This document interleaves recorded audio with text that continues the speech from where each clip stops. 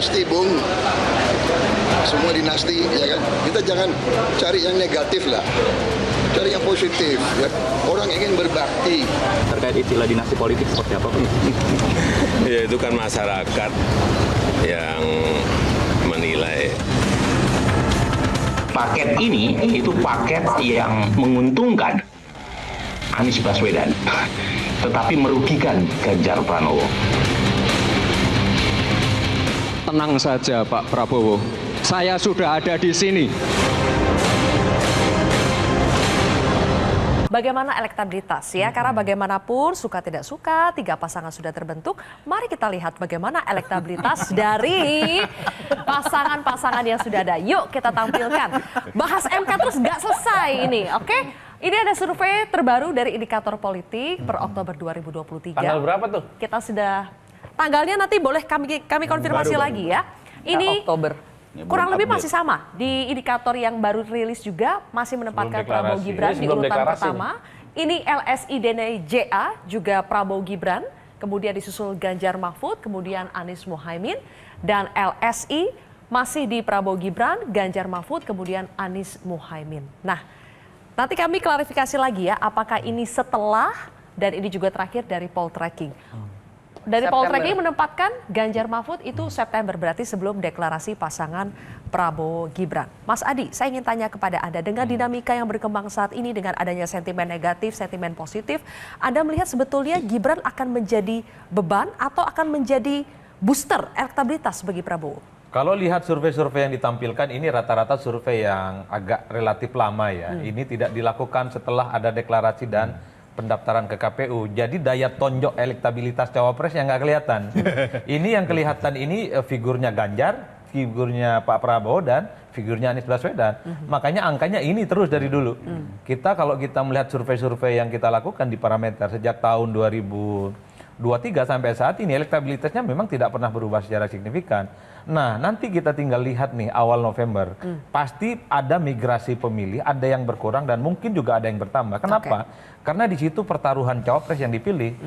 Kalau melihat satu persatu misalnya, sampai hari ini Ganjar itu kuat di Jawa Tengah. Angkanya hampir 60%, kemudian Prabowo Subianto itu di kisaran 35 dan Anies itu di kisaran 20. Itu artinya apa? Gibran ini belum menjadi variabel yang bisa mengurangi suara kekuatan Ganjar di situ. Makanya kalau dilakukan survei minggu depan misalnya, dilihat apakah Ganjar itu berkurang ataukah dia naik, itu akan diuji. Begitupun di Jawa Timur. Di Jawa Timur kuat Ganjar, di Jawa Barat Prabowo yang kuat, di Banten yang kuat Prabowo, di Jakarta itu masih Anies Baswedan. Itu variabel-variabel kekuatannya tidak berubah satu sama yang lain.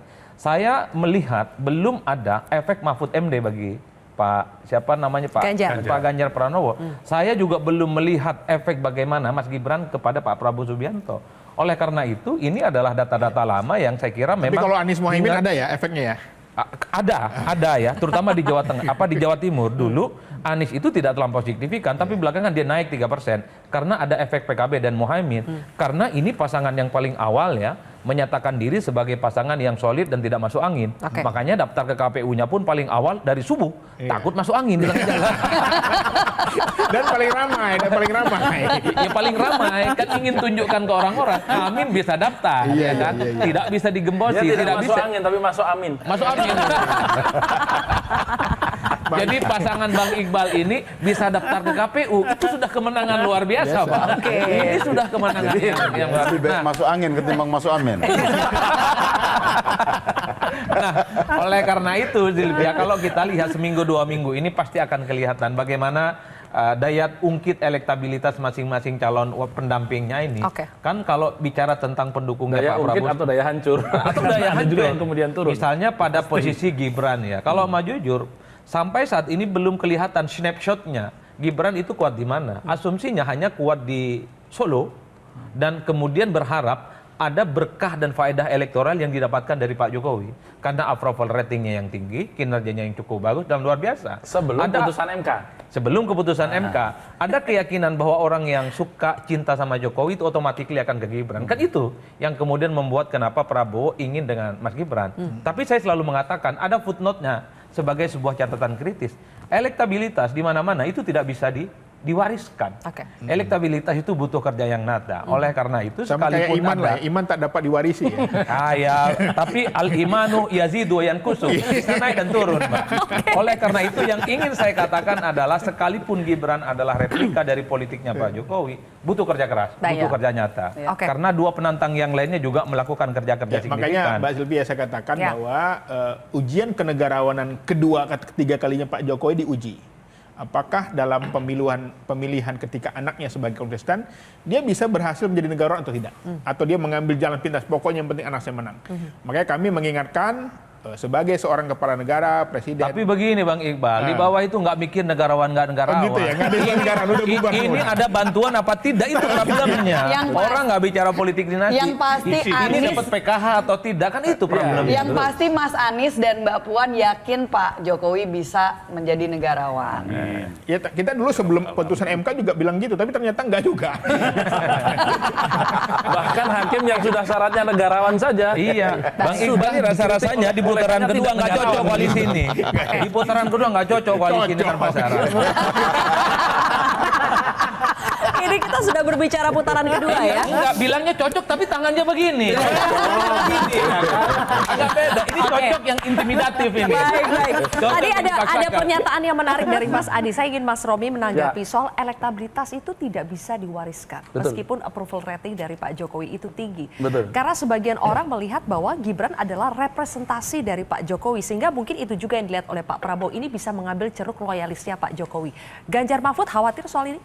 Tidak khawatir karena seperti yang saya sampaikan kemarin kan setelah diumumkan pasangan itu kan ada satu lembaga survei namanya Alfara yang juga melakukan snapshot survei ya yang kemudian bisa terlihat di situ Ganjar kemudian naik cukup signifikan dan Prabowo turun cukup signifikan.